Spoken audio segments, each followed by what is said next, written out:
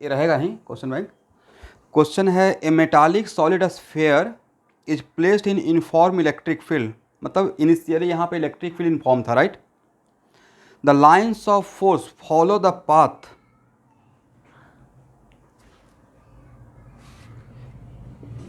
एक ए दिया हुआ है,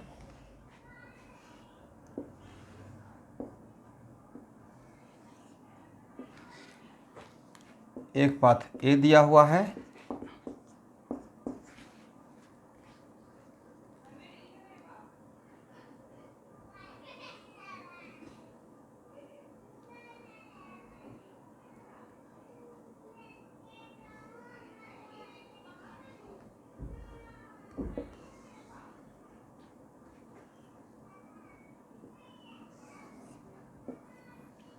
एक ए दिया हुआ है,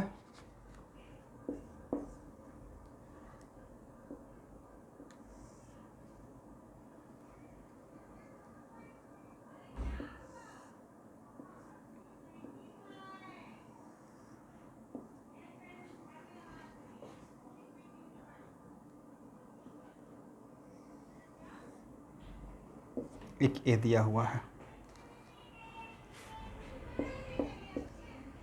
इसमें कौन सा ऑप्शन करेक्ट होना चाहिए?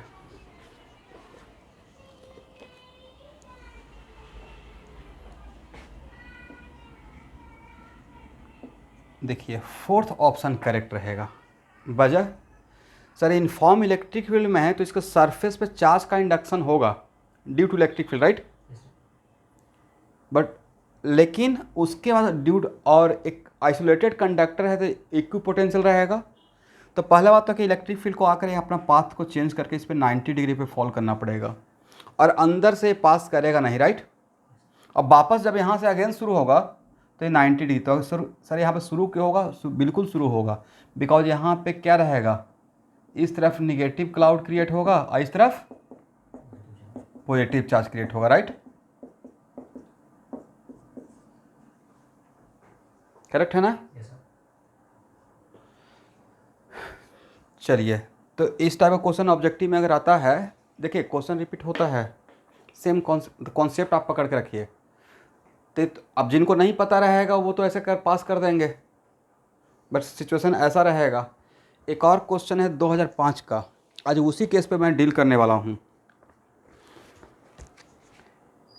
ये 2003 में आया हुआ है। A metallic cell, point metallic, a metallic cell has a point charge q kept inside its cavity, which one of the following diagram correctly represent the electric lines of force। और जहाँ तक मुझे याद है ओरिजिनल क्वेश्चन में ये metallic cell है और चार्ज से अदर देन सेंटर पे नहीं था, ये मुझे पता है, अदर देन सेंटर, ये सेंटर है तो चार्ज ये पे रखा हुआ है। तब इलेक्ट्रिक लाइंस ऑफ फोर्स का पैटर्न पूछा गया था। तो यहाँ देखिए पहले चार्ज का डिस्ट्रीब्यूशन समझ लेते हैं। चार्ज का डिस्ट्रीब्यूशन समझने के लिए इसके इनर सरफेस और आउटर सरफेस के बीच में थोड़ा तो थिकनेस रहेगा, करेक्ट। तो गॉसियन सरफेस के अकॉर्डिंग यहाँ भी तो चार्ज आएगा। अगर Q ग्रेटर देन 0 है तो यहाँ पे -Q डेवलप होगा, करेक्ट है ना एवरीवन। और यहाँ पे +Q, right. But it is very important to note that electric field का अगर पैटर्न दिखाना रहेगा तो यहाँ पे Q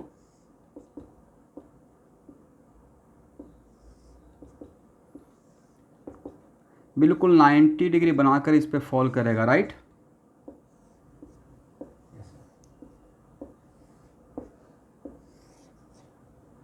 बोले 90 डिग्री क्यों बनाकर फॉल करेगा? क्योंकि सर इक्विपोटेंशियल है, यस। इसका मतलब अंदर में इलेक्ट्रिक फील्ड यूनिफॉर्म है, अंदर के सरफेस पे चार्ज का डिस्ट्रीब्यूशन यूनिफॉर्म रहेगा या नॉन यूनिफॉर्म रहेगा? अंदर में चार्ज का डिस्ट्रीब्यूशन इवन इफ इस अंदर का सरफेस स्फेरिकल है बट भाई यहाँ पे चार्ज आया किसकी वजह से था, इलेक्ट्रिक लाइन्स ऑफ फोर्स ही तो चार्ज को पुल किया था, राइट। तो क्या हर जगह के लिए, हर जगह के लिए क्या इलेक्ट्रिक फील्ड का मैग्नीट्यूड सेम और स्ट्रेंथ मैग्नीट्यूड सेम था या अलग अलग था। तो जहाँ पे इलेक्ट्रिक फील्ड ज़्यादा गिर रहा होगा, ज़्यादा इंटेंसिटी में, वहाँ पे ज़्यादा इलेक्ट्रॉन को पुल करेगा, निगेटिव चार्ज को अपनी तरफ पुल करेगा, करेक्ट। इसका मतलब है ड्यू टू दिस वजह, आप लोग समझ पा रहे हैं मैंने क्या बोला, ड्यू टू दिस रीजन यहाँ पे चार्ज का डेंसिटी ज़्यादा रहेगा और इस तरफ चार्ज का डेंसिटी कम दिखेगा, करेक्ट है। लेकिन यहाँ पे इलेक्ट्रिक फील्ड, अंदर में तो इलेक्ट्रिक फील्ड जीरो है, तो इस इलेक्ट्रिक फील्ड का इसके साथ अब आउटर सरफेस के साथ कोई रिलेशन नहीं रह गया। तो बाहर के सरफेस के लिए बस आप इतना ऐसा सोचिए, बाहर के सरफेस के लिए सोचने के लिए ऐसा मानना है कि इस सिचुएशन को आप माइनस कर दीजिए। अब बाहर के सरफेस के लिए ऐसा सोचना है कि अगर इस इनर सरफेस को इग्नोर करके चलते हैं और आउटर सरफेस पर अगर पॉजिटिव चार्ज डालते हैं तो कैसे डिस्ट्रीब्यूट होता है, यूनिफॉर्मली डिस्ट्रीब्यूट होता है, राइट। तो बाहर के सरफेस पे चार्ज का डिस्ट्रीब्यूशन यूनिफॉर्म दिखेगा, ठीक है ना एवरीवन।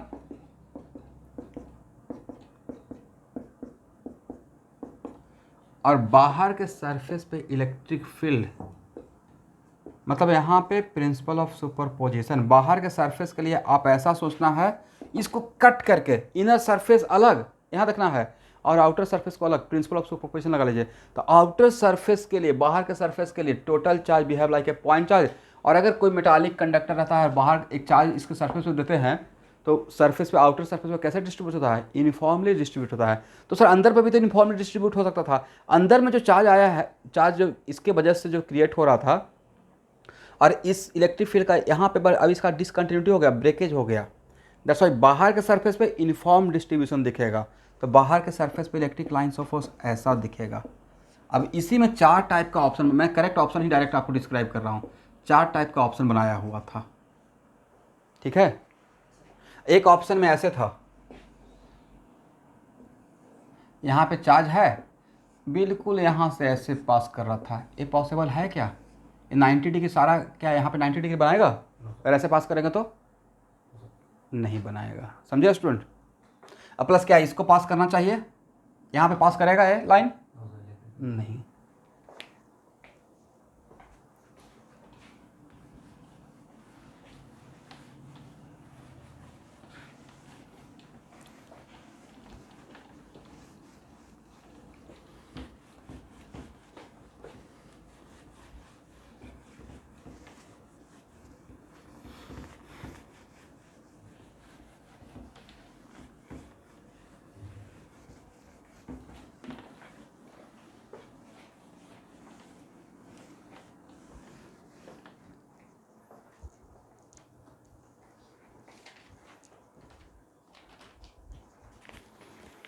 चलिए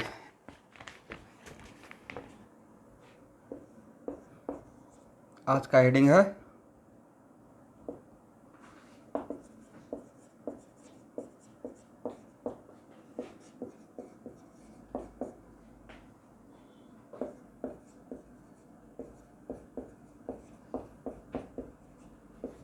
फॉर ए कंडक्टर।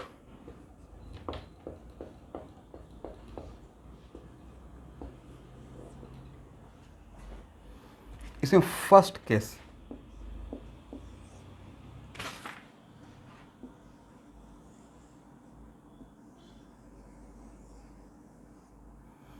देखिए मेरा कोई एक कंडक्टर, यहाँ देखिएगा कोई एक कंडक्टर है, it is very important to note that कोई एक कंडक्टर है, ठीक है, और इसके बीच में कैविटी है और इनर सरफेस भी अनसिमेट्रिकल और आउटर सरफेस भी अनसिमेट्रिकल। और यहाँ पे अगर आप क्यू चार्ज दे दिए हैं तो क्यू चार्ज इनर सरफेस पे डेवलप होगा या नहीं होगा। एक कंडक्टर है, बीच में कैविटी है, राइट, आउटर सरफेस पे डेवलप होगा या नहीं होगा एवरीवन,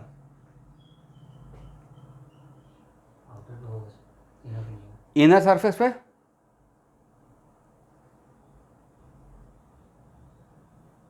क्यों,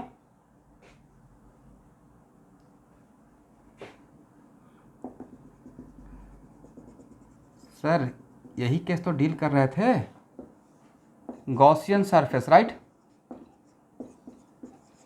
अरे कंडक्टर है, कंडक्टर के अंदर इलेक्ट्रिक फील्ड क्या, तो मान लेते हैं यहाँ पे इनर सरफेस पे Q1, आउटर सरफेस पे Q2। अरे आइसोलेटेड है, बट मैंने इस चार्ज को कंडक्टर से टच नहीं कराया था, कैविटी में जाकर रखा था, राइट। बट यहाँ पे कंडक्टर के अंदर इलेक्ट्रिक फील्ड जीरो ना, तो इस गॉसियन सरफेस के थ्रू फ्लक्स कितना रहेगा, जीरो। और अब यहाँ पे गॉस को लगा देंगे, Q enclosed by epsilon not, is it right. इसका मतलब Q अब plus Q1 plus Q by epsilon not equal to zero, then Q1 equal to what, minus Q। तो यहाँ पे सर्फ क्या डेवलप होगा, माइनस Q। तो यहाँ पे क्या डेवलप हो जाएगा, प्लस Q। यहाँ तक क्लियर है, ओके। लेकिन अब अंदर के सरफेस पे चार्ज का डिस्ट्रीब्यूशन, सर सेफ ही तो नॉन यूनिफॉर्म है, तो अंदर भी चार्ज का डिस्ट्रीब्यूशन नॉन यूनिफॉर्म और बाहर भी चार्ज का डिस्ट्रीब्यूशन नॉन यूनिफॉर्म दिखेगा, करेक्ट।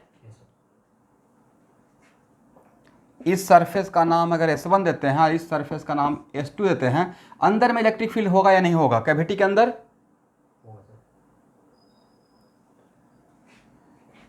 सर यहाँ पे चार्ज रखा हुआ है तो चार्ज से तो इलेक्ट्रिक फील्ड आउट होगा ही, करेक्ट। बट इस बात का ख्याल रखना है कि यहाँ से जो भी इलेक्ट्रिक लाइन्स ऑफ फोर्स निकालेंगे उसको इनर सरफेस पे परपेंडिकुलरली गिराना है, करेक्ट। क्योंकि ये कंडक्टर है, कंडक्टर्स आर इक्विपोटेंशियल, ठीक है, इस बात का प्रॉपर ख्याल रखना है।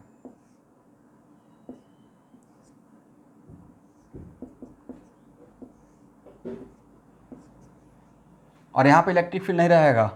नेक्स्ट, यहाँ भी जो इलेक्ट्रिक लाइन्स ऑफ फोर्स, यहाँ पे चार्ज का डिस्ट्रीब्यूशन, तो दोनों सरफेस पे चार्ज का डिस्ट्रीब्यूशन होगा, but non uniform distribution of charge रहेगा ड्यू टू शेप, राइट। पहला बात तो ये हो गया, करेक्ट ना। तो इस टाइप का ऑब्जेक्टिव आएगा तो बन जाएगा। ये पहला केस था जो मैंने आज फोटो भेजा है, ठीक है।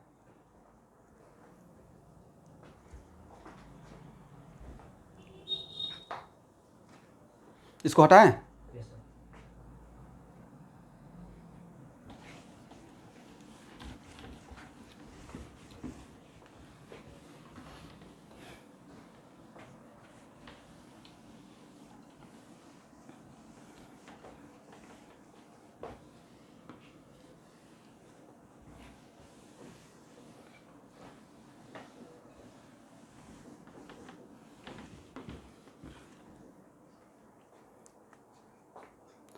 अब यहाँ देखिए,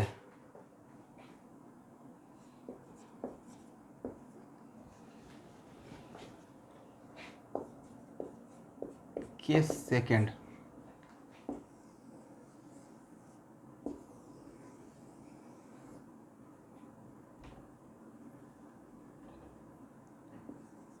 यहाँ पे Q है, राइट।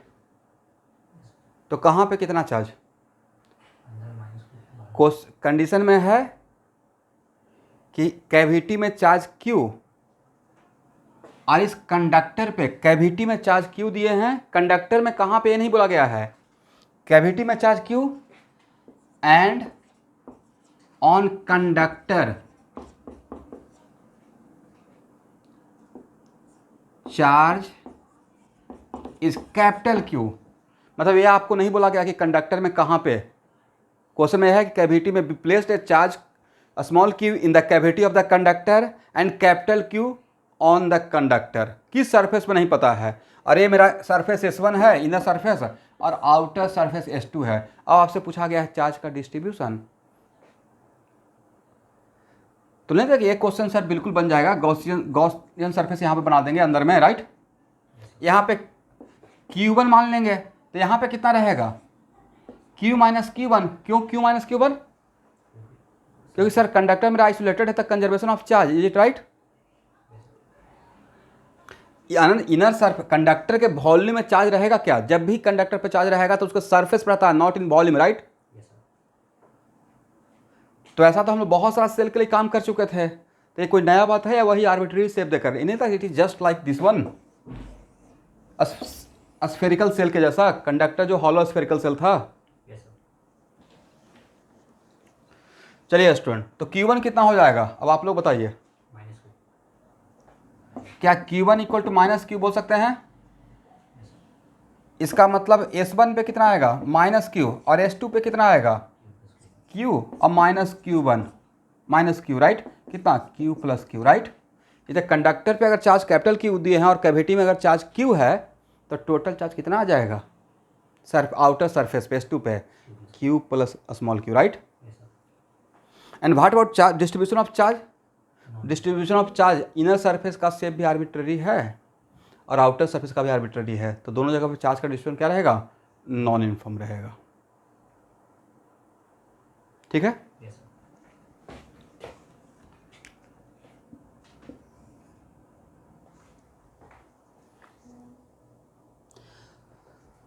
2005 में क्वेश्चन ऐसे ही, इसको 2005 में क्वेश्चन आया हुआ था, infinite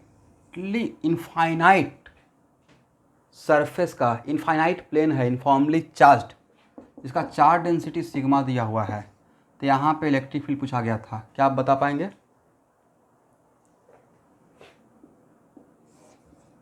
sir sigma by twice epsilon, right, यही था ना वैल्यू? yes.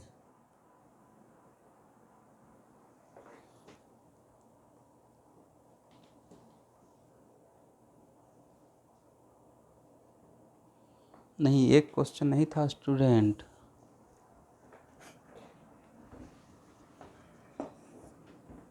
तीन इनफाइनाइटली लॉन्ग था, करेक्ट।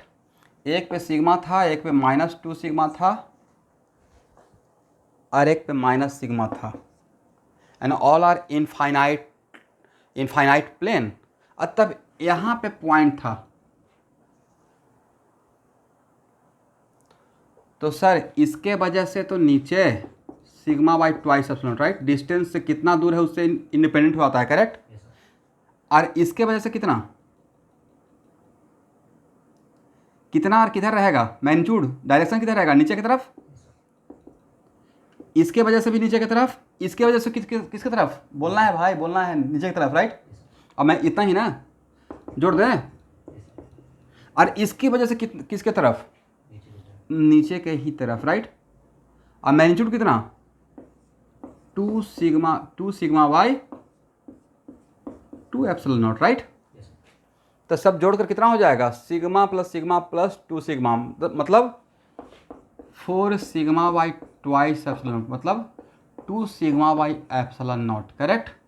इन डाउनवर्ड डायरेक्शन, इस डायरेक्शन को जेड एक्सिस बोल दिया गया था, तो इलेक्ट्रिक फील्ड का डायरेक्शन वाई पूछा गया था, तो 2 सिग्मा बाई एप्सिलॉन नॉट के या माइनस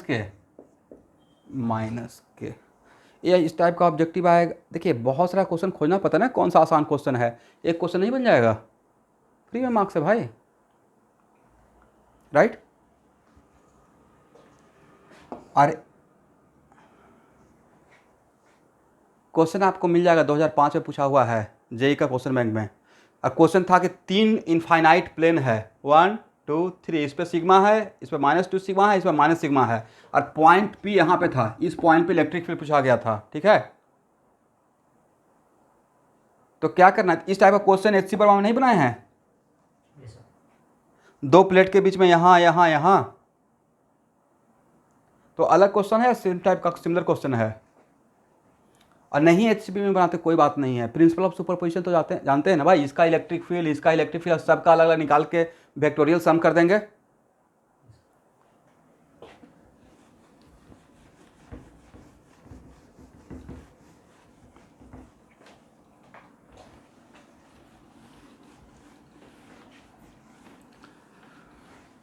नेक्स्ट क्वेश्चन यहाँ देखिए,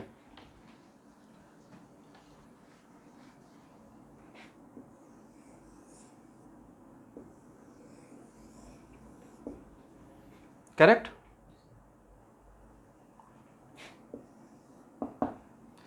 यहाँ पे एक कैविटी है, ठीक है, और मैं क्यू चार्ज यहाँ रखा हूँ, और ये है S2 और ये है S1।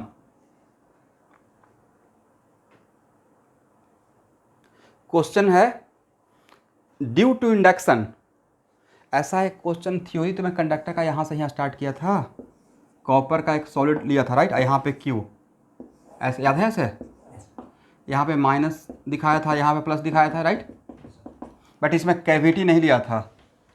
अब यहाँ पे क्वेश्चन पूछा गया है, अगर मैं क्वेश्चन आपसे पूछ रहा हूँ, नेक्स्ट केस मान लीजिएगा मेरा, क्वेश्चन है कि S1 S2 में ड्यू टू इंडक्शन जो चार्ज का पोलराइजेशन होगा, जो चार्ज दिखेगा, नो डाउट इस कंडक्टर पे चार्ज नहीं दिए हैं तो ओवरऑल चार्ज अभी भी जीरो रहेगा, नो डाउट। बट चार्ज का पोलराइजेशन जो रहेगा वो S1 S2 में क्या S1 पे रहेगा, क्या S2 पे रहेगा। तो it is very important to note that अगर आपके कैविटी के अंदर कोई चार्ज नहीं है और चार्ज S2 कंडक्टर पे या कंडक्टर के बाहर डालते हैं तो कैविटी पे S1 पे चार्ज नहीं आता है।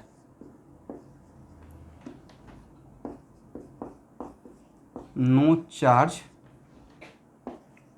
On inner surface.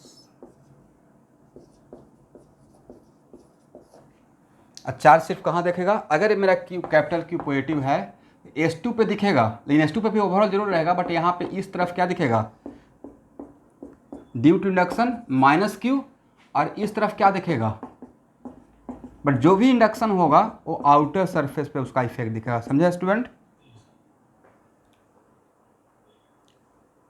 इस तरफ प्लस क्यू, इसको भी स्टैंडर्ड रिजल्ट मानकर आप रट लीजिए, समझ भी लीजिए और रट भी लीजिए।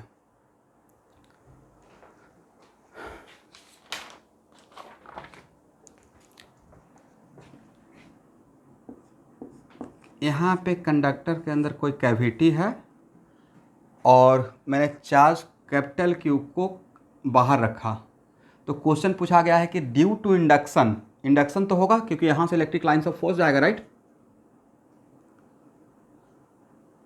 बट एक्चुअल में student it is very important to note that, अब आप बोले तो समझा देता हूँ।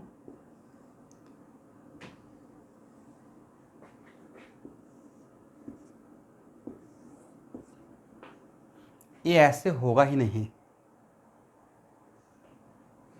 यहाँ से ऐसे अगर ये अंदर में जा पाता तब इसके एक यहाँ पे चार्ज को होल्ड करके पुल करता, बट ये एक्चुअली ऐसे तो कट करेगा, कुछ देर के बाद यहाँ भी ख़त्म हो जाएगा, ठीक है। तो जो भी चार्ज इस बाहर के इलेक्ट्रिक फील्ड के लिए जो नज़र आएगा वो आउटर सरफेस पे रहेगा, इनर सरफेस पे नहीं दिखेगा, करेक्ट ना। इनर सरफेस पे चार्ज एक्चुअल में नहीं दिखेगा। वजह ये है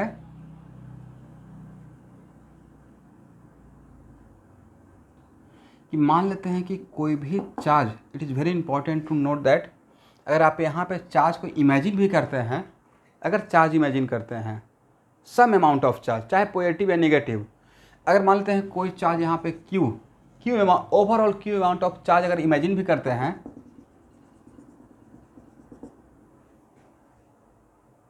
तो यहाँ पे जब गॉसियन सरफेस बनाइएगा तो अंदर में तो इलेक्ट्रिक फील्ड जीरो रहेगा, तो अंदर में इलेक्ट्रिक फील्ड जीरो रहेगा तो फ्लक्स भी जीरो रहेगा, तो क्यू इनक्लोज कितना नजर आएगा, जीरो, करेक्ट। लेकिन फिर भी यहाँ पे ऐसे सोच सकते हैं सर, यहाँ पे भी ऐसे करते हैं, यहाँ पे नेगेटिव और यहाँ पे पॉजिटिव, करेक्ट, ये आप इमेजिन कर सकते थे। But experimentally it is found that कि एक्चुअल में एक चार्ज ये इसका इलेक्ट्रिक फील्ड, ये तो इलेक्ट्रिक फील्ड के वजह से इलेक्ट्रॉन को पुल करता है, बट यहाँ पे इलेक्ट्रिक फील्ड क्या, यहाँ के बाद यहाँ पे इलेक्ट्रिक फील्ड जा पाएगा, या ऑलरेडी यहाँ पे इलेक्ट्रिक फील्ड जीरो हो गया।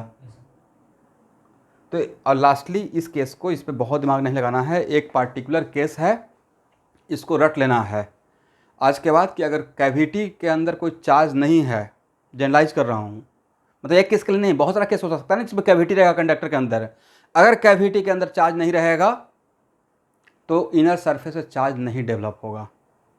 10 केस 15 केस जितना भी इसमें केस बनाया जाए, लेकिन कैविटी के अंदर अगर चार्ज नहीं है तो इनर सरफेस चार्ज नहीं आपको नजर आएगा, ठीक है। जो भी इफेक्ट दिखेगा कहाँ दिखेगा, आउटर सरफेस पे।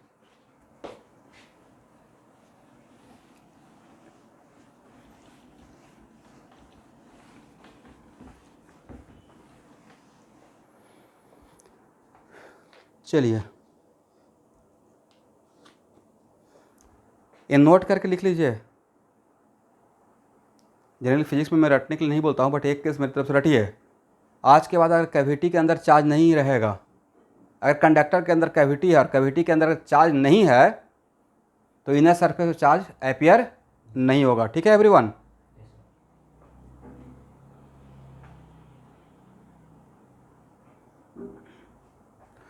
अब चलिए यहाँ देखिए,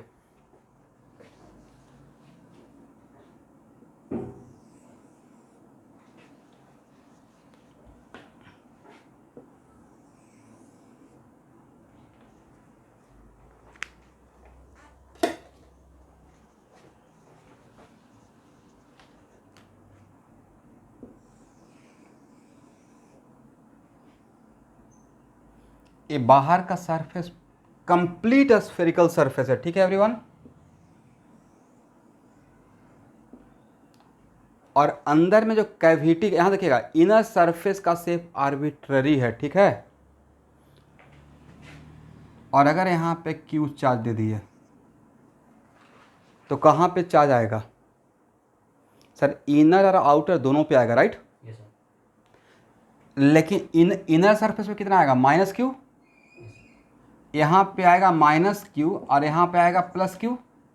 लेकिन इनर सरफेस पे जो चार्ज का डिस्ट्रीब्यूशन माइनस क्यू आएगा वो यूनिफॉर्म रहेगा या नॉन यूनिफॉर्म रहेगा?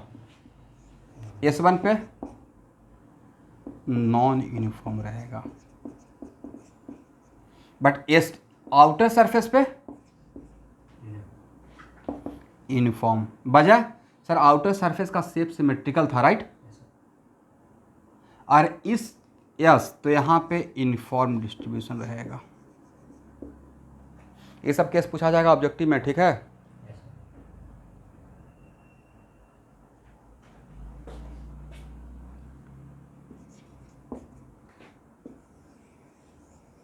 यहाँ देखिए, ध्यान से देखिएगा। अब मैंने क्या किया, कंडक्टर में एक कैविटी है, ये है क्या? कैविटी।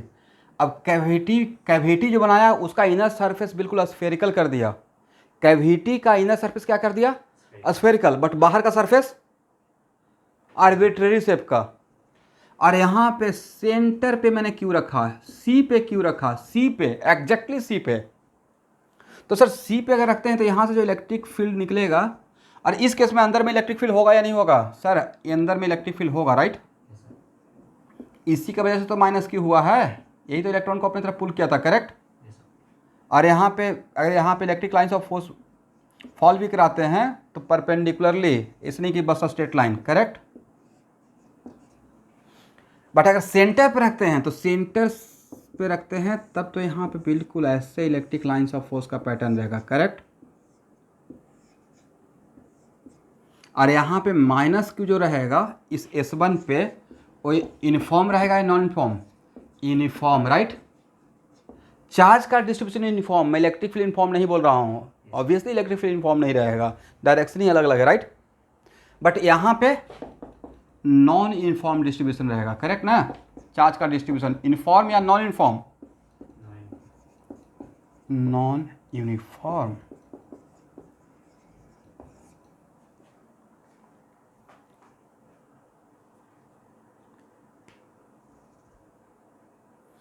एक मिनट, ये तो इक्विपोटेंशियल सरफेस के लिए पहले ही बोल दिया गया है,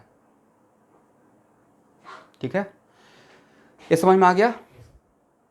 तो अगर इस टाइप का शेप, इसमें क्या किया गया है? इनर सरफेस को स्फेरिकल बनाया गया। चार्ज को कहाँ पे रखे हैं?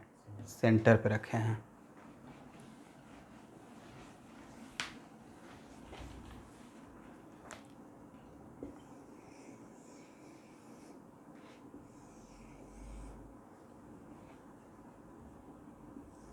सेम डायग्राम, लेकिन ए है सेंटर और मैंने चार्ज को ए पे रखा है अदर देन सेंटर। अब चार्ज का डिस्ट्रीब्यूशन इनर और आउटर पे, यहाँ भी नॉन यूनिफॉर्म। वजह सर इस इलेक्ट्रिक फील्ड के वजह से ही तो होगा, राइट।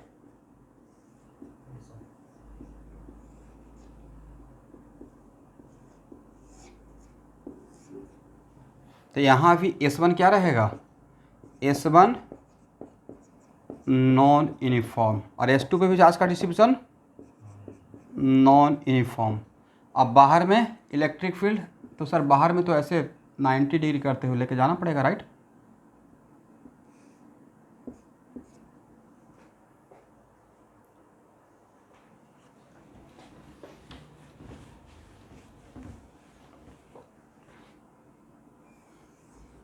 तो नहीं था कि इसी का एक केस एक्चुअल में, यहाँ देखिए, it is very important to note that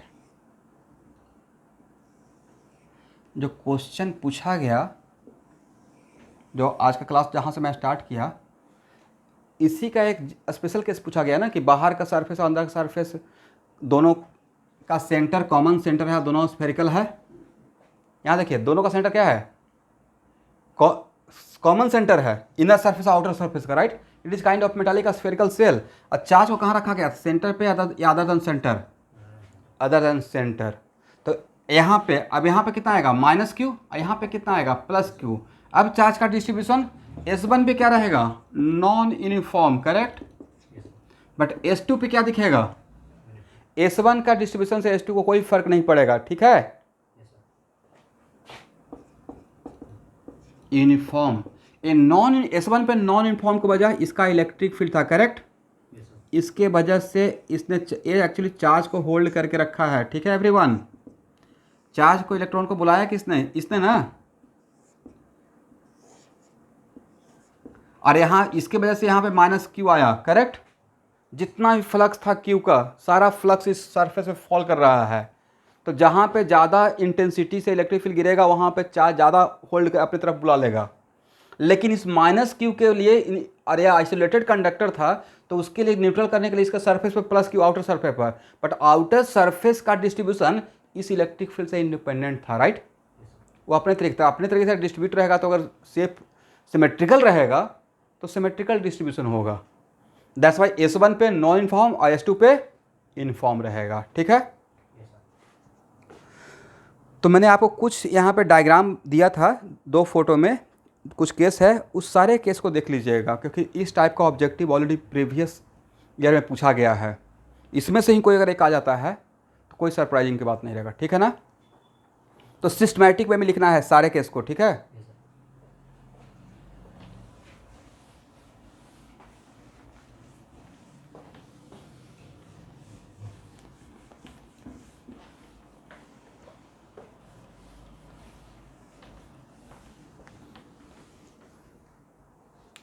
चलिए,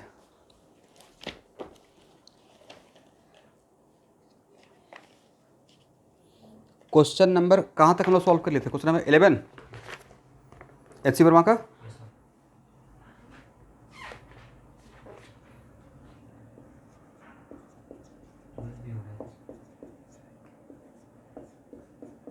पूछते हुए चले जाएंगे। क्वेश्चन नंबर 12 एक और पढ़ लीजिए, अगर लगता है कि बन जाएगा तो छोड़ेंगे, और नहीं बनेगा तो बनाएंगे। लास्ट क्लास हो गया था।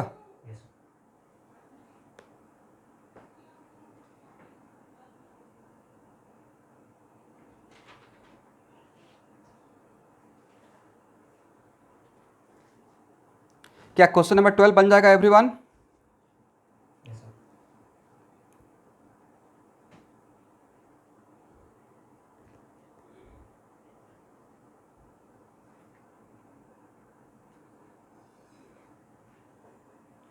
हो गया ना। क्वेश्चन नंबर 12 सॉल्व करना है भाई। रिप्लाई नहीं कीजिएगा तब तो मैं वर्डलेस हो जाऊँ, कुछ बोल ही नहीं पाऊंगा। लग रहा है क्वेश्चन नंबर 12 बन जाएगा according to Gauss law, Gaussian surface बनाकर, या मुझे सॉल्व करना है। 2 ही बात है। अगर किसी ने ट्राई नहीं किया, लगता है कि नहीं बनेगा, बनाए थे क्या क्वेश्चन नंबर 12? बोलते नहीं ना, सबसे बड़ा चीज़ किसको पढ़ाएंगे। शाबाश।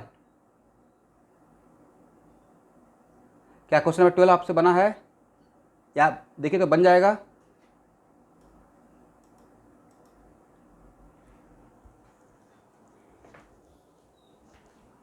भाई इसको बना लेंगे ना इतना देर में, अभी बोर्ड पे।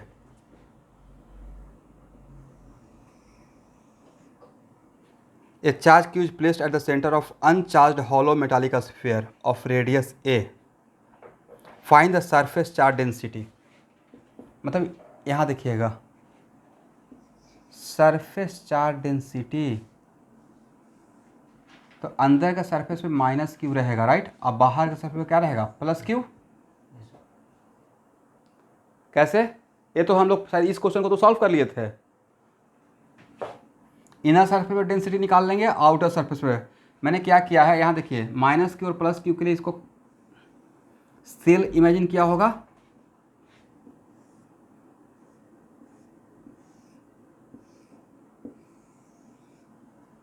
और यहाँ पे गॉसियन सरफेस बनाए होंगे। तो इस तरीके से यहाँ माइनस क्यू और यहाँ पे क्या प्लस क्यू, पहला पार्ट हो गया। अब माइनस क्यू प्लस क्यू निकल जाएगा तो क्या सरफेस चार्ज डेंसिटी निकल जाएगा सिग्मा। तो यहाँ का सिग्मा कितना रहेगा, सिग्मा S1 का माइनस क्यू बाई 4πa², और S2 का कितना सिग्मा रहेगा भाई, क्यू बाई, नहीं यहाँ पे प्लस क्यू ही रहेगा, तो क्यू बाई 4πa², राइट। चलिए इफ, अब B part, if a Q charge is put on the sphere what would be the surface charge density on inner and outer. Inners पे कोई फर्क पड़ेगा, इनर पे उतना ही रहेगा, राइट, बट आउटर पे फर्क पड़ जाएगा, Q plus A divide by 4πa²। इसका मतलब है यहाँ से ही तो क्लियर हो गया कि कोई कंडक्टर है, इस पर क्यू देते हैं तो उसका उस क्यू का इनर सरफेस में नहीं जाएगा, इसका जो कंडक्टर पे हम लोग चार्ज देंगे उसको कैविटी का सरफेस में नहीं जाता है, उसके आउटर सरफेस पे ही रुक जाता है, ठीक है। तो ये रहेगा। अब C part, find the electric field inside the sphere at a distance x from the centre in situation A and B. Inside the sphere मतलब यहां से डिस्टेंस x, राइट,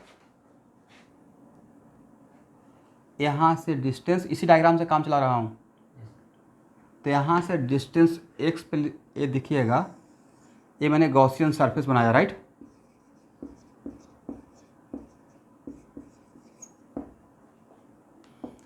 और यहाँ देखिए ये बिल्कुल सेंटर से सिमेट्रिकल पॉइंट है, तो ऑब्वियसली पोटेंशियल सेम रहेगा, सेंटर से सिमेट्रिकल है, करेक्ट, और इनर सरफेस भी सिमेट्रिकल है, तो यहाँ पे इलेक्ट्रिक फील्ड E, तो E 4πx², ये मैंने किसके अकॉर्डिंग निकाल दिया, फैराडे के according, right, equal to Q enclosed by epsilon not. क्या यहाँ से E नहीं आ जाएगा, क्यू बाई 4πx²।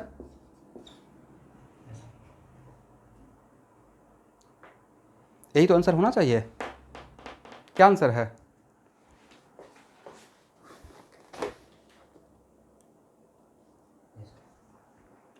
तब आउटर सरफेस पे या इसके S1 पे S2 पे कोई भी चार्ज आता है, उससे क्या अंदर में कोई फर्क पड़ेगा, अंदर में कोई फर्क, अंदर में इलेक्ट्रिक फील्ड कौन रिस्पॉन्सिबल है, जो सेंटर पे चार्ज रखा हुआ था, is it right.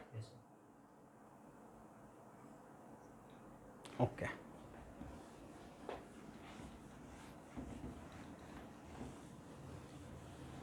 Question number 14,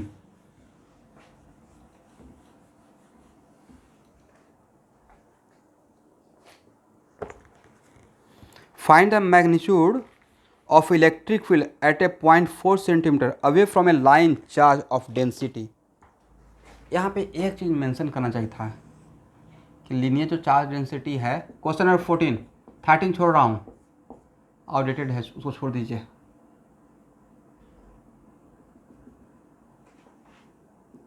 यहाँ पे एक चीज़ मेंशन करना चाहिए था कि मेरा जो लाइन चार्ज डेंसिटी है, वो जो थ्रेड है वो इनफाइनाइटली लॉन्ग है, समझे स्टूडेंट। तो इसके लिए हम लोग क्या करेंगे, एक गॉसियन सरफेस बनाएंगे सिलेंड्रिकल शेप का, right.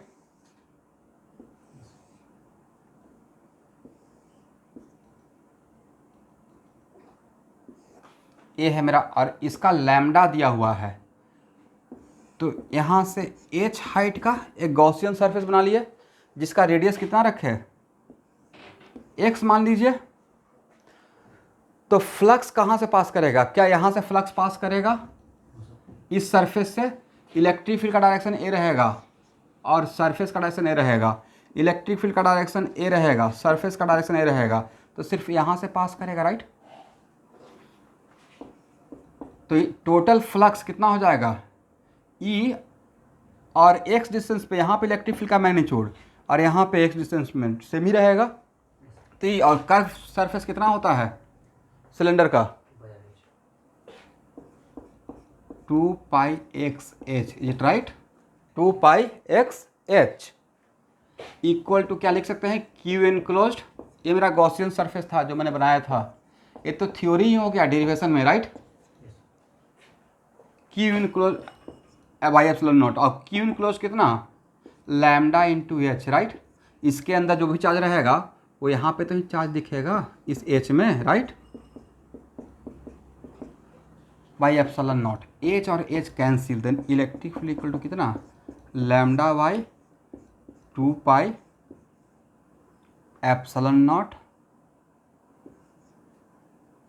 Into x.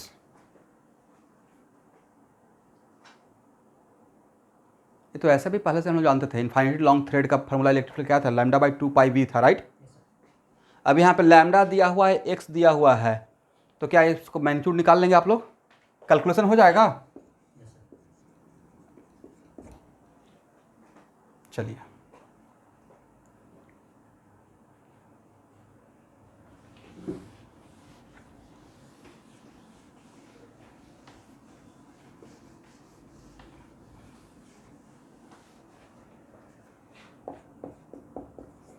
Question number 15।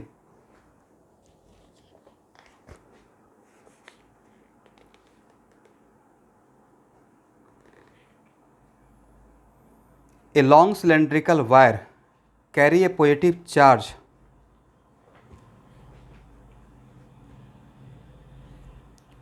of linear density, this one, and electron revolve around it in a circular path under the influence of attractive electrostatic force. Find the kinetic energy of the electron, और last में note that it is independent of radius.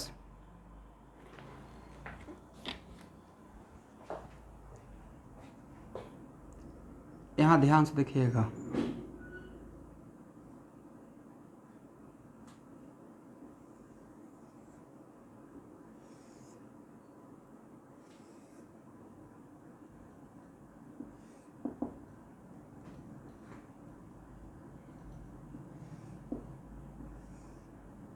आप लोग question समझ पाए?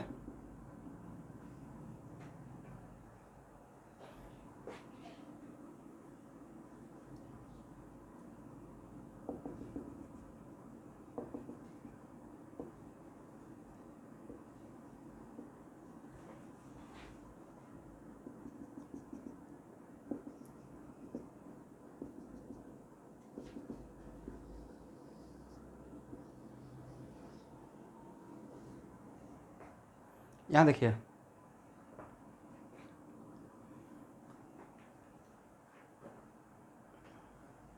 आपके पास क्या है, question में क्या लिखा हुआ था, जरा पढ़िए तो।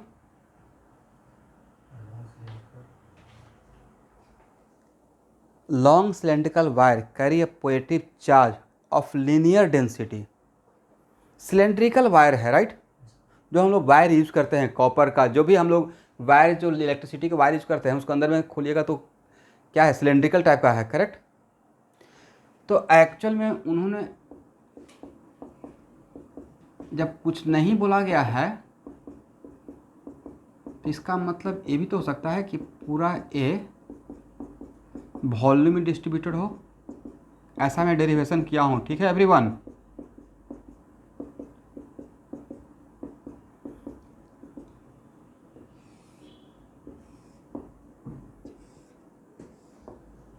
बट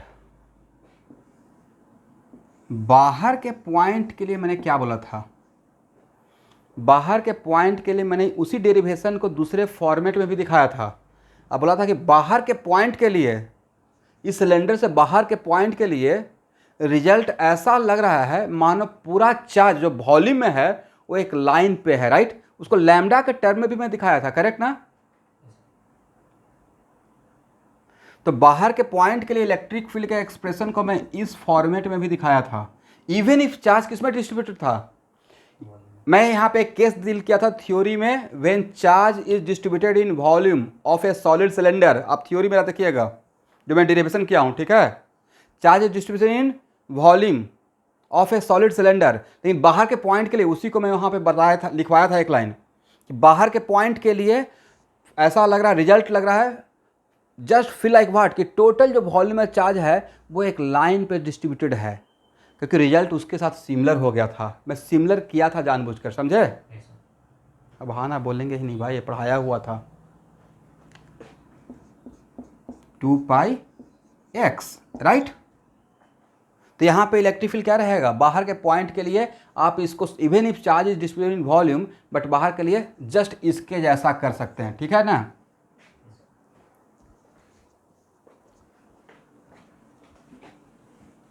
ओके अब यहाँ पे according to question electric field का डायरेक्शन ए था, तो इलेक्ट्रॉन पे, अब इलेक्ट्रॉन कैसे मूव कर रहा था, एक सर्कल में, राइट।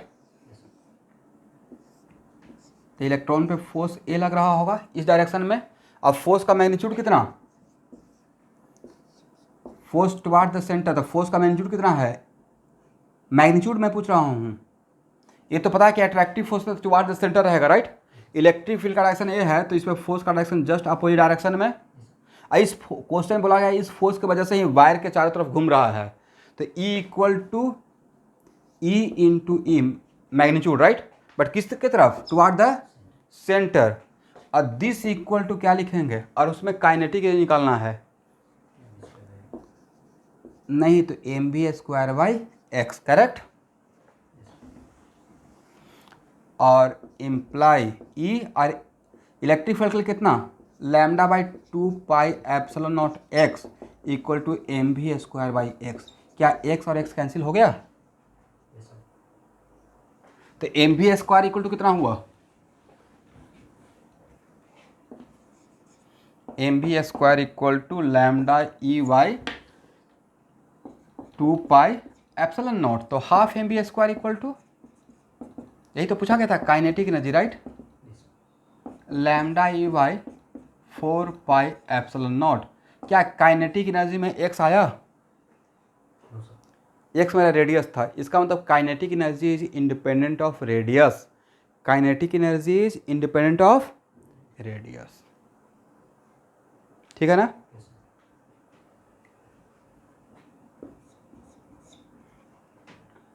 यहां तक आ जाइए।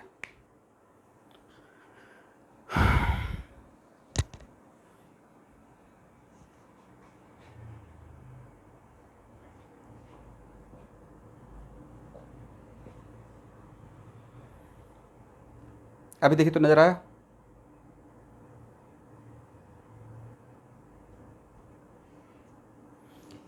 इसे हटाएं एवरीवन।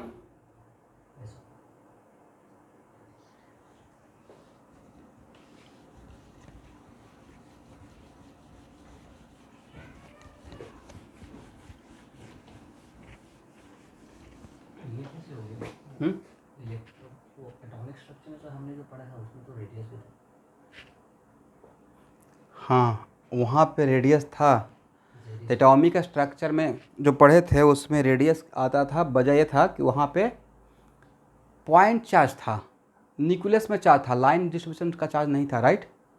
यहाँ पे जो चार्ज है इलेक्ट्रिक फील्ड है वो क्या है, एक लाइन चार्ज का एक यूनिफॉर्म इलेक्ट्रिक फील्ड है। वहाँ पे रेडियली आउटवर्ड इलेक्ट्रिक फील्ड था, करेक्ट।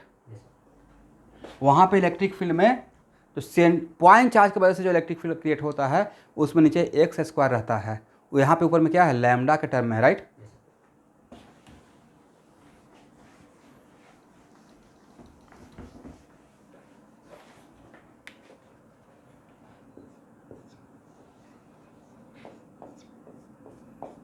क्वेश्चन नंबर 16,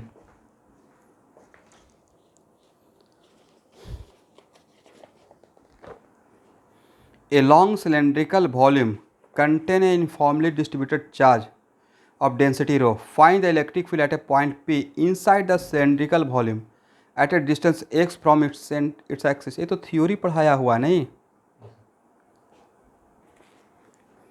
क्या इसको करने का रिक्वायरमेंट है, एक बार कर ही लेते हैं, नहीं रिवीजन हो जाएगा। बट इस बात का ख्याल रखिएगा कि लॉन्ग सिलेंड्रिकल सिलेंडर है, राइट। एक्चुअली ये जो प्रॉब्लम था ना, इसी को मैं थ्योरी बनाकर पढ़ा दिया था आप लोग को।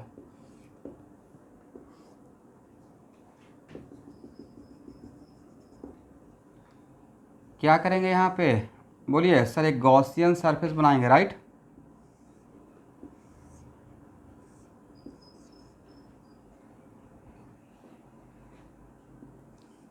और यहाँ पे तो इलेक्ट्रिक फील्ड ऐसे मानना ही पड़ेगा ना, उपाय नहीं है, क्योंकि इस ज्योमेट्रिकल एक्सिस के रेस्पेक्ट में इसका पॉइंट क्या सिमेट्रिकल पॉइंट है, तो यहाँ पे वॉल्यूम सेम रख मानेंगे, राइट। उस वजह से तो क्या यहाँ से फ्लक्स पास होगा, इलेक्ट्रिक फील्ड का डायरेक्शन ये रहेगा, तो इसका मतलब फ्लक्स के लिए रिस्पॉन्सिबल सिर्फ कौन रहेगा, ये मेरा कौन सा सरफेस है, गॉसियन सरफेस, राइट। और यहाँ से यहाँ तक का हाइट h ले रहे हैं, तो बोलिए फ्लक्स के लिए डायरेक्ट लिख दें ये E, बोलना है भाई 2πxh, राइट, इक्वल टू ए हो गया फैराडे, और Q enclosed by epsilon not. Q enclose कितना सर, πx² h, ये हो गया सिलेंडर का वॉल्यूम, ये हो गया रो से मल्टीप्लाई किए तो total charge inside the Gaussian surface, और divided by epsilon naught, h से h कैंसिल, और x² से x को कैंसिल कर दिए, पाई से पाई को भी कैंसिल कर देते हैं, तो E इक्वल टू कितना आया, बोलना है अब, रो बाई 2 एप्सिलॉन नॉट, यही तो आंसर है। और एक x तो बचेगा ना, चलिए हो गया।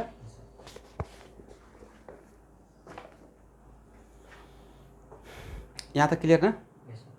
अब 1 मिनट,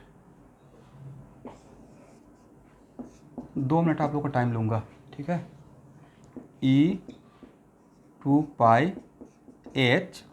ठीक है everyone, πx² h rho by epsilon not,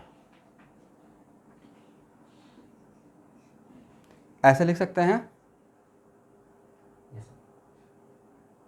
ठीक है।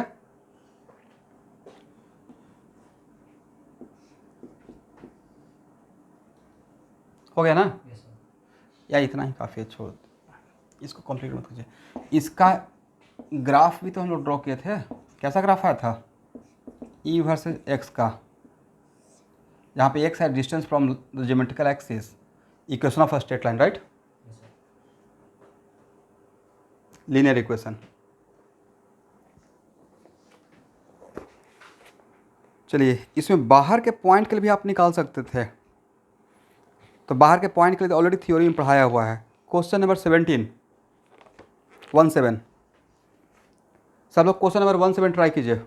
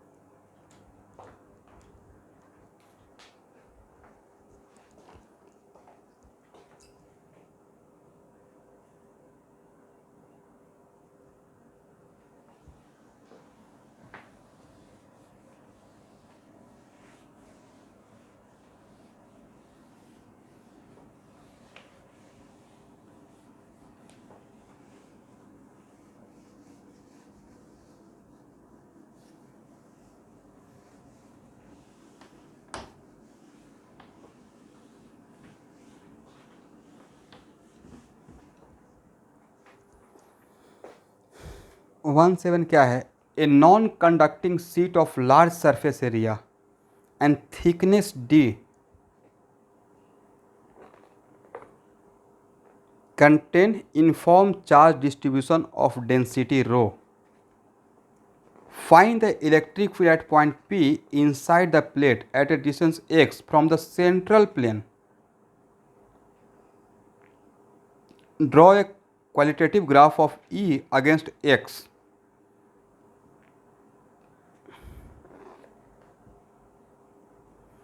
देखिए नॉन कंडक्टिंग बोलने का वजह क्या रहा होगा सर, कंडक्टर अगर होता तो वॉल्यूम में चार्ज रहेगा ही नहीं, राइट। कंडक्टर में चार्ज ऑलवेज सरफेस पे आता है, इसलिए ये नॉन कंडक्टिंग शीट बोला गया है।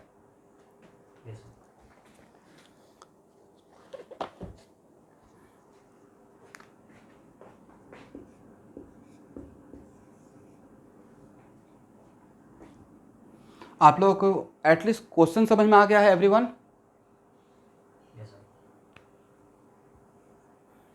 आपका सीट एच.सी. वर्मा का ये बुक जैसा रहा होगा, नहीं ऐसा ही, इसमें थिकनेस है, राइट, थिकनेस है, और ये इनफाइनाइट सरफेस है, वैसा सरफेस है जिसका एरिया इनफाइनाइट है, करेक्ट। तो यहाँ देखिएगा, इस प्लेन का सेंट्रल प्लेन कौन सा, जो इसको बिल्कुल बीच से पास करेगा। और अगर इस प्लेन को मैं ऐसे न देखकर अगर ऐसे देखेंगे तो मुझे सिर्फ ए नज़र आएगा, करेक्ट ना। सारा अगर ऐसे देखेंगे तो क्या इसका सारा सरफेस नज़र आएगा। तो आपको समझाने के लिए मैं यहाँ पे इसका बस ये वाला पार्ट दिखा रहा हूँ।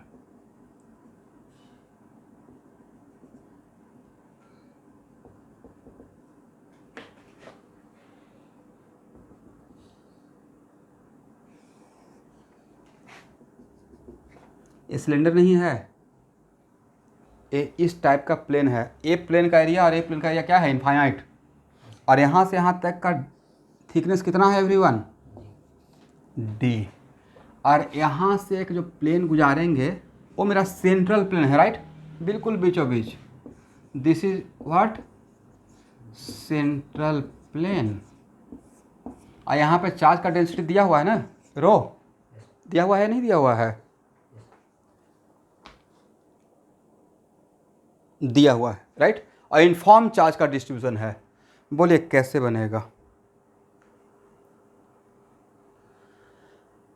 यहाँ देखिए, हम लोग गॉसियन सरफेस के हेल्प से जो इलेक्ट्रिक फील्ड निकालते थे, तो हम लोग कोशिश करता था कि जैसा चार्ज का डिस्ट्रीब्यूशन है, जहाँ पे जिस चार्ज डिस्ट्रीब्यूटेड है, कोशिश करते थे उसी के जैसा कुछ सिमेट्रिकल हम लोग गॉसियन सरफेस बनाए, राइट।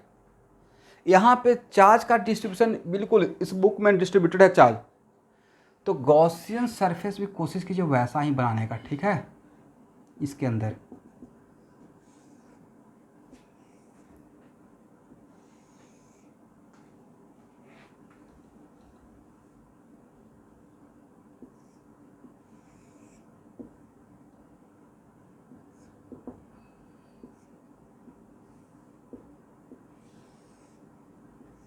इस सेंट्रल लाइन को लेते हुए मैंने एक ऐसा गॉसियन सरफेस बनाया,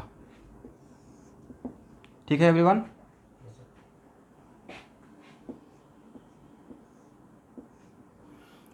और यहाँ से इसका डिस्टेंस x मान लिए। यहाँ देखिए ये डिस्टेंस कितना है, x।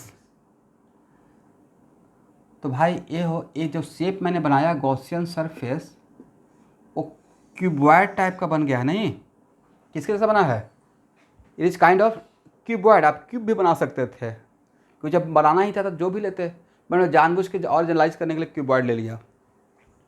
तो ए वाला पार्ट तो सर पता चल गया, बट दो चीज़ और पता होना है। मान लेते हैं कि इसका थिकनेस ए वाला विड्थ है बी और हाइट एच है, राइट। तो क्यूब का वॉल्यूम कितना हो गया, गॉसियन, ये मेरा गॉसियन सरफेस है, this is my Gaussian surface. Then what is the volume of this Gaussian surface, बोलिए फास्ट।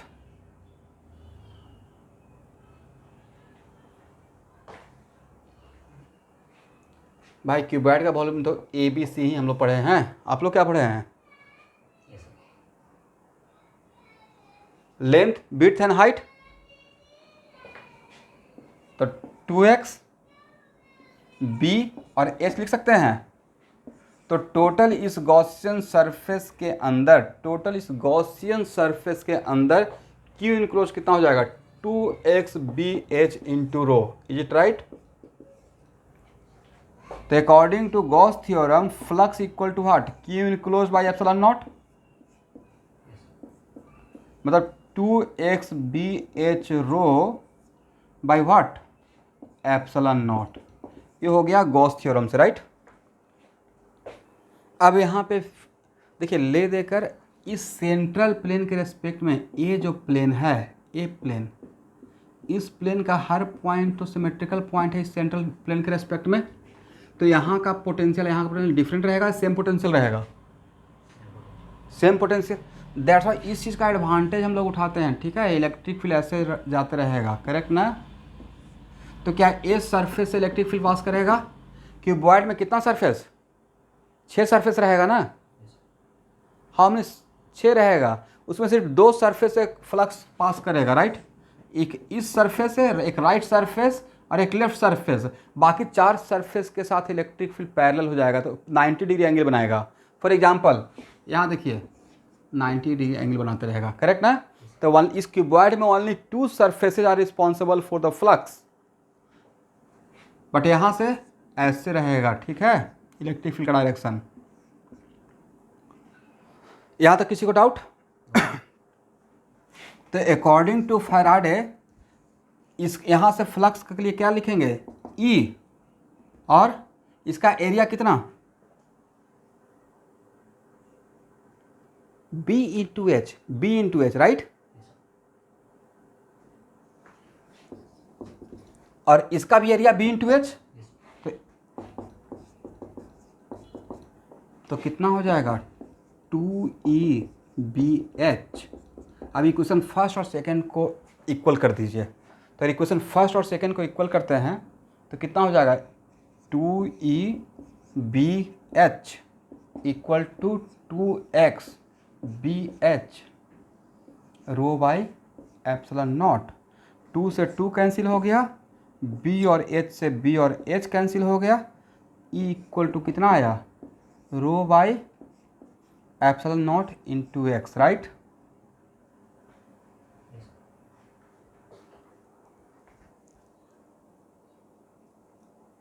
आंसर देखिए तो 17 का ये है। सबको समझ में आ गया सॉल्यूशन, एवरीवन?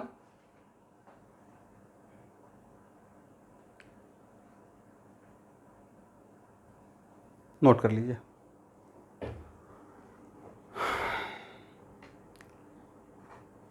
देखिए एक क्वेश्चन अभी तक नहीं, इस टाइप का क्वेश्चन नहीं आया है, थोड़ा अलग टाइप का है, तो यही आने का चांस हो सकता है, ठीक है? ऐसा ग्राफ नहीं ड्रॉ कर लेंगे? कैसा ग्राफ रहेगा, equation of a straight line, right?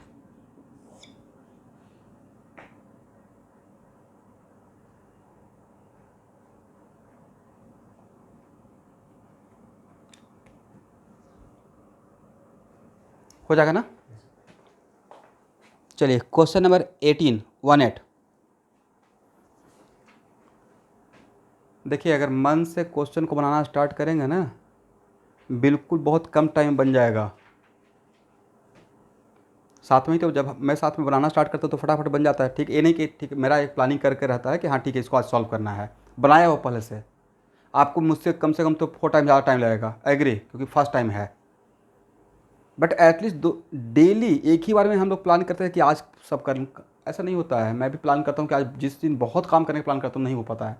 थोड़ा थोड़ा तोड़ कर करते रहिए, आज 10 प्रॉब्लम, कल 10 प्रॉब्लम, ऐसे करके बनाइए, देखते देखते ख़त्म हो जाएगा भाई। एक ही बार में जिस बार कोई चैप्टर उठाइएगा और कंटिन्यू 5 और 6 आवर, इंटरेस्ट ही चला जाता है। 2.5 आवर फिनिश पढ़ने के बाद दूसरा सब्जेक्ट में चेंज करिए, तब ज़्यादा इफेक्टिव पढ़ाई होते रहेगा, right?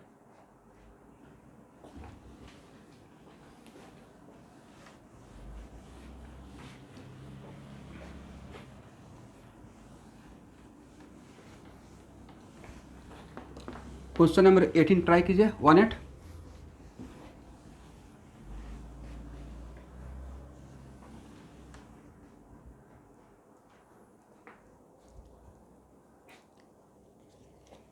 A charged particle having charge this one is placed close to a non-conducting plate having a surface charge. Find the force of attraction between the party. ये तो आसान क्वेश्चन है, एक क्वेश्चन तो आप लोग बना लीजिएगा।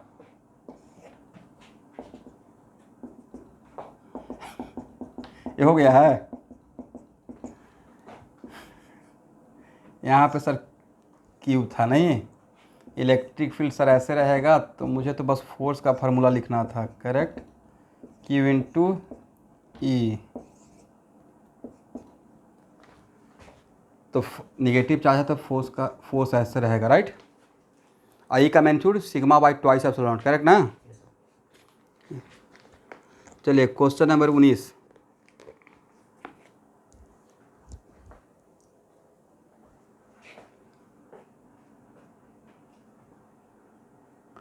नाइनटीन से हम लोग सॉल्व कर चुके हैं क्या?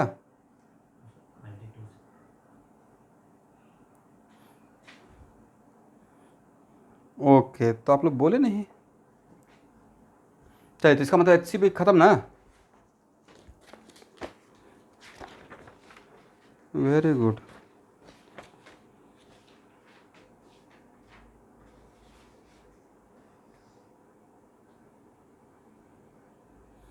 जब खत्म हो गया तो ऑब्जेक्टिव सेकेंड का क्वेश्चन नंबर 5 बनाइए।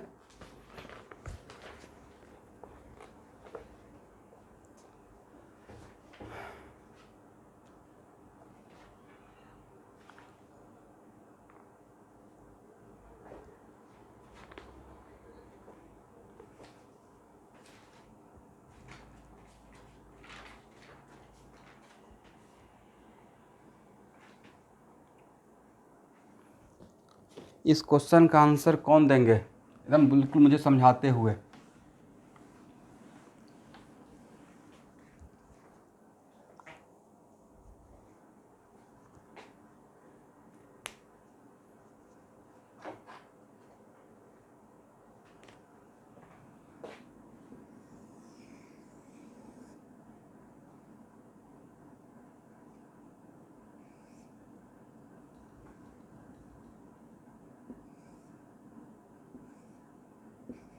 एक क्यू है, एक माइनस क्यू है, राइट।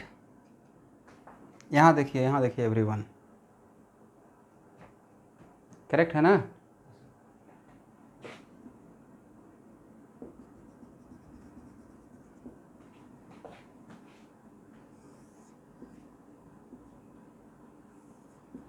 क्या यहाँ पे इलेक्ट्रिक फील्ड जीरो हो पाएगा डाइपोल की वजह से? Sir dipole electric field create करता है, इसलिए इसके स्फीयर का सरफेस पे इलेक्ट्रिक फील्ड होगा, but non uniform electric field रहेगा, राइट। यहाँ जो इलेक्ट्रिक फील्ड रहेगा वो यहाँ पे रहेगा क्या, या अलग अलग रहेगा? इसका मतलब there is a non uniform electric field on the surface, right. तो इसमें ऑप्शन देखते हैं, the flux of electric field through the sphere is zero. एक करेक्ट बात है। फ्लक्स के लिए तो हम लोग Q enclose by epsilon, right, Q enclose by epsilon not. Yes, इसका मतलब है कि फ्लक्स जीरो रहेगा क्योंकि नेट चार्ज जीरो है, प्लस और माइनस, करेक्ट। अब इसको फैराडे के टाइम में देखिएगा तो सर ऐसा कैसे हो गया कि इलेक्ट्रिक फील्ड या फ्लक्स जीरो है? हो गया होगा भाई, यहाँ से कुछ फ्लक्स जा रहा होगा, कुछ आ रहा होगा। ऐसे मान लीजिए इसकी वजह से फ्लक्स आ रहा हो, या नेट देख लीजिए ना, और तो नेट फ्लक्स जीरो है और इलेक्ट्रिक फील्ड, तो पहला option the flux of electric field through the sphere is zero, absolutely correct. The electric field is zero at every point of the, ये गलत है। The electric field is non zero anywhere on the sphere, ये सही है। The electric field is zero on the circle of the sphere, ये गलत है। तो करेक्ट ऑप्शन होना चाहिए ए और सी। देखते हो ऑप्शन क्या है।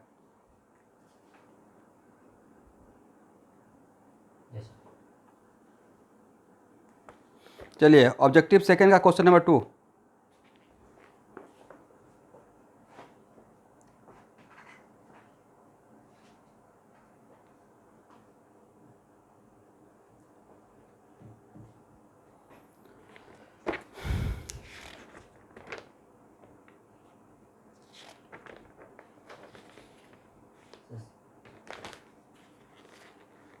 A positive point charge is is brought near A isolated metal cube, right? हाँ,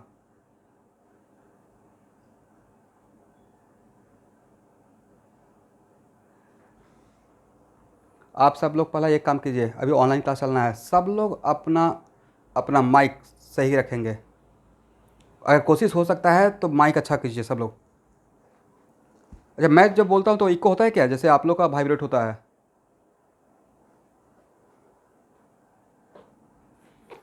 तो आपकी तरफ से भी। हाँ बोलिए, अब इस क्वेश्चन में क्या क्वेश्चन है?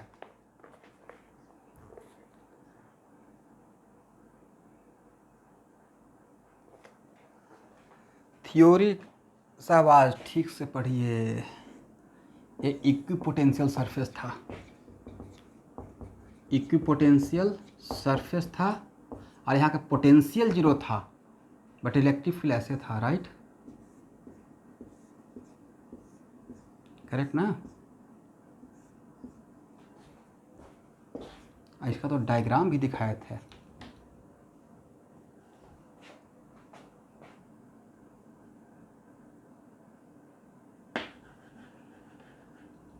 यहाँ पे माइनस क्यू दिया था, यहाँ पे प्लस क्यू दिया था। इसका डायग्राम ऐसे बनाए थे ना, याद है? पैटर्न।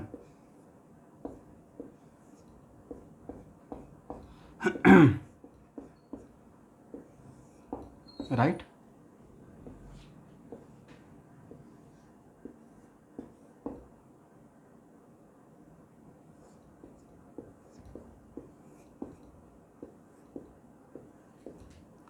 नहीं लगता है कभी कभी चीज़ें पढ़ने के बावजूद भी थोड़ा सा मिस हो जाएगा, अगर रिवीजन नहीं रहेगा तो?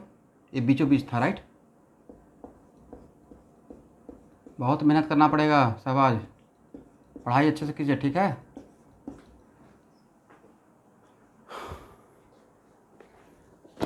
लास्ट मोमेंट पे देखिए, एक प्रैक्टिकल बात मैं बता रहा हूँ। मेरा तो एक ड्यूटी है, मेरा अब एक करियर है पढ़ाना।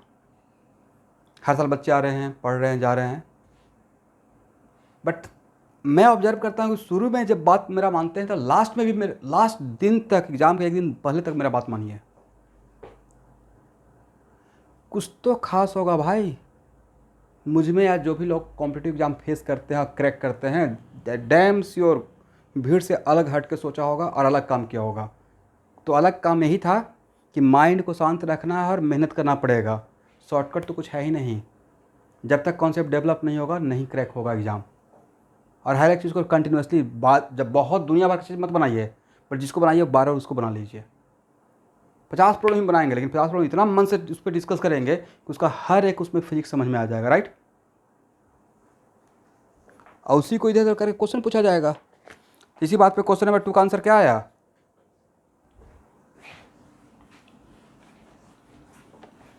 अरे सोच का आंसर देना है कि इसमें MCQ मल्टीपल चॉइस है।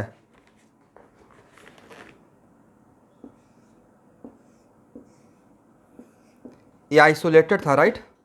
The cube becomes positively charge, the cube becomes negatively charge, positive charge, the interior becomes positively charged and the surface becomes negatively charged, the interior remains a solid cube था, right? Solid, अंदर में तो charge रहेगा, आएगा ही नहीं, correct? और यहाँ पे क्यू था। तो सर ये तो पहला क्लास में ही मैंने कर लिया था कॉपर लेकर, राइट? यहाँ पे क्यू रखा था, ऐसे लेकर गए थे, तो यहाँ पे क्या था? माइनस, और यहाँ पे क्या था? प्लस। वॉल्यूम में चार्ज था क्या? इसका मतलब the interior remain charge free and the surface gate non uniform charge distribution. Non uniform का मतलब, यहाँ देखिए कहीं कहीं पे पॉजिटिव रहेगा और यहाँ पे इस तरफ क्या रहेगा? निगेटिव रहेगा, बट ये पॉजिटिव भी यूनिफॉर्म नहीं रहेगा, ठीक है? ड्यू टू दिस वजह ये इस तरीके से अपने चार्ज का डिस्ट्रीब्यूशन करेगा, दैट्स वाई कि यहाँ पे अंदर में इलेक्ट्रिक फील्ड क्या हो? जीरो हो। तो करेक्ट ऑप्शन डी इसमें रहेगा, ठीक है everyone?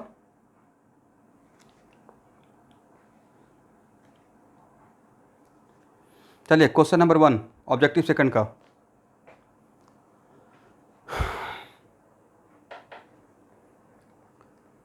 Gauss law is valid only for symmetrical charge distribution. गलत बात है, इसमें तो सिमेट्रिकल है नहीं, क्यू इनक्लोज था, right? The Gauss law is valid only for charge placed in vacuum. The electric field calculated by Gauss law is the field due to charge inside the Gaussian surface. The flux of electric field through the closed surface is due to charge is equal to flux due to charge in the flux of electric field through a closed surface. यहाँ देखिए, क्या ये सही है? नहीं है. Correct. The B Gauss law is valid only for charge placed in vacuum. ये भी सही नहीं है. The electric field calculated by Gauss law is the field due to charge inside the Gaussian surface. Electric field जो रहता था वो inner outer दोनों का कंबाइंड इफेक्ट, राइट. ये तो उनका थ्योरी में ही था. करेक्ट ना. और D the flux of electric field through a close surface. जो फ्लक्स निकालते थे due to a close surface due to all the charges मतलब अंदर बाहर सबका मिलाकर ऑल द चार्जेस, कहीं भी चार्ज हो, लेकिन उसका वैल्यू इक्वल किसके बराबर होता था? अंदर के चार्ज के बराबर, right. Is equal to flux due to charge enclose by the surface. D is the correct statement. ठीक है ना. तो मोटा मोटी क्वेश्चन तो गॉस लॉ खत्म ना. तो अब मेरे पास जो क्वेश्चन बाकी है वो सिर्फ इलेक्ट्रोस्टेट का क्वेश्चन नंबर 34 से लेकर 75 तक. इसमें मुझे 2 क्लास सिर्फ लगेगा डिस्कस करने में. ठीक है स्टूडेंट. तो अभी मैं इसके लिए आपको टाइम देता हूँ. नेक्स्ट क्लास स्टार्ट करते हैं. आज ही स्टार्ट कर दें या नेक्स्ट क्लास?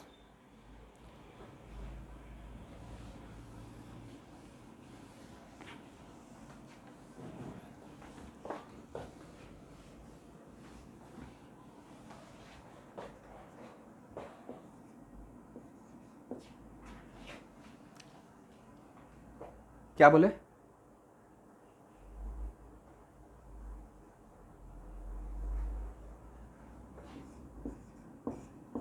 कोई बात नहीं है, आप अभी टाइम लीजिए. अगला जितना भी क्लास मेरा रहेगा कैपेसिटर स्टार्ट कर रहा हूँ. और कैपेसिटर, इलेक्ट्रोस्टेट, गॉस लॉ, कैपेसिटर, ये बड़ा चैप्टर था. इसके बाद टाइम ज़्यादा नहीं लगता है. टाइम ज़्यादा नहीं लगने का मतलब ये नहीं कि बहुत फटाक से कवर हो जाएगा. बट जो आपका फर्स्ट टर्म है उससे पहले तक मैं आपका टॉपिक जितना भी आने वाला है उसको कवर कर लूँगा. ठीक है.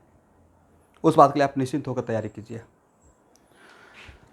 और सफिशिएंट यहाँ पे क्लास, इसलिए नेक्स्ट क्लास में कैपेसिटर और हेडिंग बना दीजिए ताकि मुझे याद रहे.